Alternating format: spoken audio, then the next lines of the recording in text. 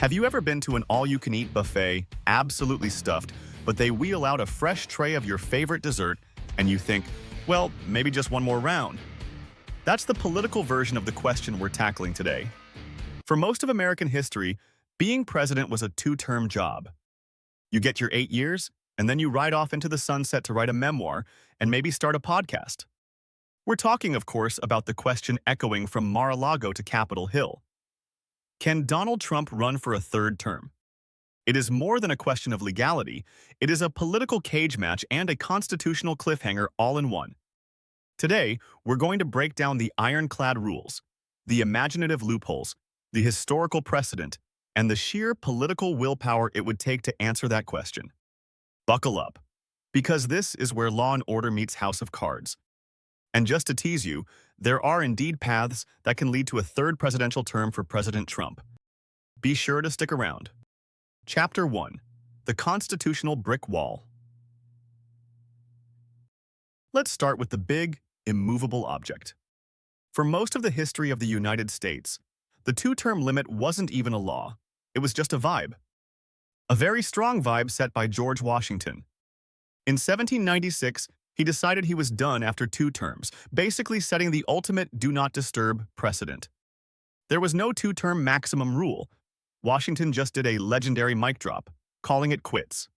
For over 140 years, every president after him followed his lead out of respect for the office and a healthy fear of being compared to a monarch. Then came Franklin Delano Roosevelt, better known to the world as FDR. FDR was the guy who broke the seal. He was elected 4 times, steering the country through the Great Depression and World War II. The danger? Without a hard limit, an immensely popular president in a crisis can just never leave. FDR proved that.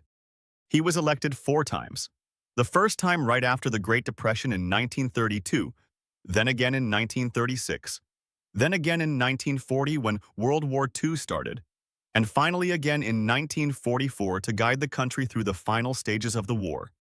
That kind of indefinite power starts to look less like a presidency and more like a monarchy, which is exactly what America was created to escape. After he passed away, Congress and the states moved with lightning speed. The collective thinking was, let's never do that again. The result was the 22nd Amendment, ratified in 1951. Now, here's the part that sounds like it was written by a lawyer who had a bet with another lawyer. The key line is, no person shall be elected to the office of the president more than twice. Notice the word elected. It doesn't just say serve. The plain, straightforward meaning is a brick wall.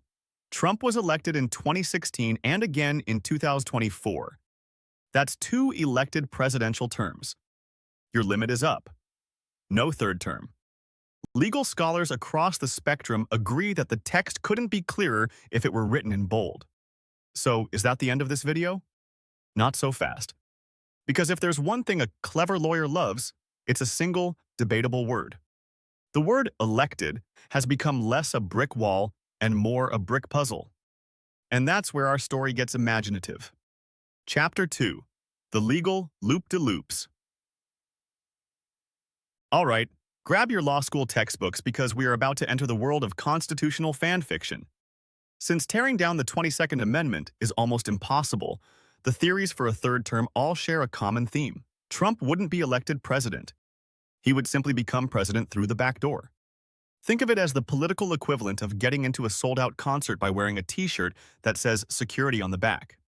The most popular theory is what we'll call the VP swap. The idea goes like this. In 2028, when the next election comes about, Trump's current vice president, J.D. Vance, runs for president with Donald Trump as his VP candidate.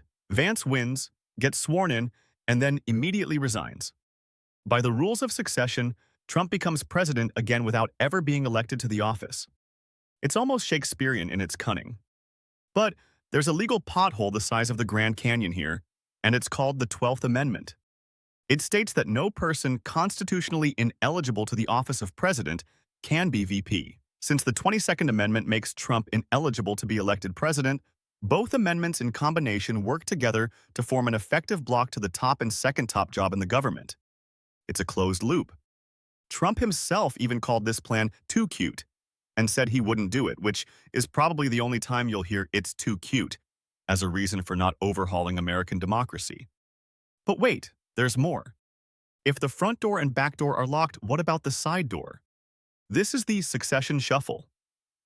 In this scenario, Trump gets himself elected to Congress, somehow becomes Speaker of the House, and then the president and vice president both resign. The Speaker is third in line for the presidency. Boom! President Trump is back. Or he could be appointed Secretary of State and everyone before him in the line of succession agrees to quit. It's a fantastical political Rube Goldberg machine that requires a level of coordination usually reserved for heist movies. Legal historians call these clever word games to try to get around the clear text, spirit, and intention of the Constitution. And then there's the nuclear option. Just change the damn amendment. A congressman named Andy Ogles has already introduced a resolution to rewrite the 22nd Amendment to allow a third presidential term only if the first two were non-consecutive. Effectively, a custom loophole written just for Trump's current situation. To pass a constitutional amendment, you need a 2/3 vote in both the House and the Senate, and then 3/4 of all state legislatures have to ratify it. That's a supermajority on a scale that makes the Avengers assembling look easy. Chapter 3. Is it a joke? So the legal path is somewhere between highly improbable and completely bonkers. But what about the man himself? Does Trump even want a third term, or is he just trolling? Trying to decipher Trump's true intentions is like trying to understand the plot of Tenet after your third glass of wine. You think you've got it, but you're probably wrong. His comments have been a masterclass in strategic ambiguity. Back on the 2020 campaign trail, he told a rally, "We're going to win 4 more years, and then after that, we'll negotiate, right? Because we're probably entitled to another 4 after that." He has called his current time in office "my first term," and has publicly questioned whether his current term should be considered a second term or third term, a nod to his base's belief that the 2020 election was stolen. The hints have only gotten less subtle. He once told a crowd, "It will be the greatest honor in my life to serve not once, but twice, or 3 times, or 4 times. He told NBC's Kristen Welker he was not joking about a third term and that there were methods to do it, before shutting down the conversation with one of his classic lines. "You'll have to tell me."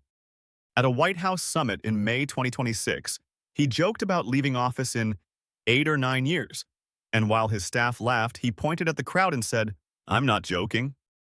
In May 2026, he told Coast Guard cadets he might be president in 2032. These are not offhand remarks. They're a feature of his political brand. It's a way to keep his opponents in a constant state of anxiety, fire up his most ardent supporters with visions of a decade-long MAGA mandate, and, crucially, stay in the headlines. It's the political equivalent of a pro wrestler pointing at the WrestleMania sign 2 years in advance. You can't prove it's real, but it sure sells a lot of t-shirts. Chapter 4. What's in it for Trump? Let's take a detour from law and politics for a moment and talk about an even more fundamental motivator. Money. Why would someone want to stay in the most stressful job on earth? Well, as it turns out, the presidency has been very, very good for business. Trump has often promoted his image as a selfless public servant by donating his $400,000 annual presidential salary. It's a great soundbite, but it's a rounding error compared to the financial ecosystem the presidency creates. A 2025 investigation by The New Yorker attempted to do the math, and the estimates are staggering. Trump and his family have seen financial gains linked to his time in office totaling an estimated $4 billion. This isn't just about Mar-a-Lago initiation fees jumping from $100,000 to $1 million. It's about a frantic 4-year-long money-making engine. We're talking about everything from Gulf of America hats and Trump sneakers to massive crypto ventures that have reportedly brought in over $867 million for Trump and his family. Trump has reportedly spent nearly $18 million of taxpayers' money on travel and security detail for his trips to his own for-profit golf courses. The presidency is a platform, the world's greatest megaphone for the Trump brand. The motivation to maintain this platform is as much a business decision as it is a political one, and that's a powerful incentive to figure out those methods he keeps mentioning for a third term. Chapter 5. The Political Hill. Even if you could wave a magic wand and make all the legal problems disappear, a third term would still need to survive the court of public opinion. And right now, the jury is looking skeptical. To be the most powerful person in the world, you usually need to be, well, popular. As of late May 2026, Trump's overall approval rating in the Real Clear Politics average has dipped below 40%, hitting a new low for his presidency. A Fox News poll from around the same time put his approval at 39%, with a whopping 61% disapproving of his job performance, the highest disapproval rate Fox has ever recorded for him. The critical part is that he's not just losing Democrats. Within his own Republican Party, support is softening. In that same Fox News poll, his GOP approval had dropped 24 points from its peak in 2025, hitting an all-time low. Why? It all comes down to kitchen table issues.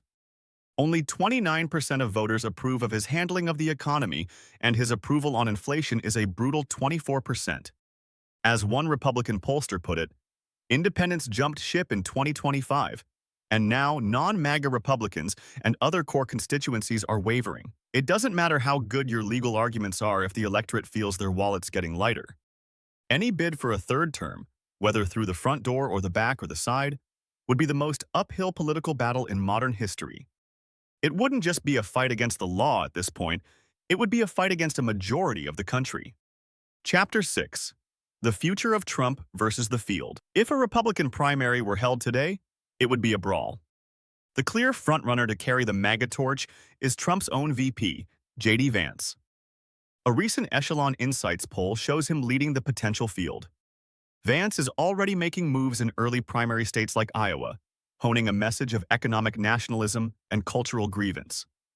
That's essentially Trumpism without the misspellings. He's the heir apparent, but that title doesn't mean much when the king is still considering a comeback tour.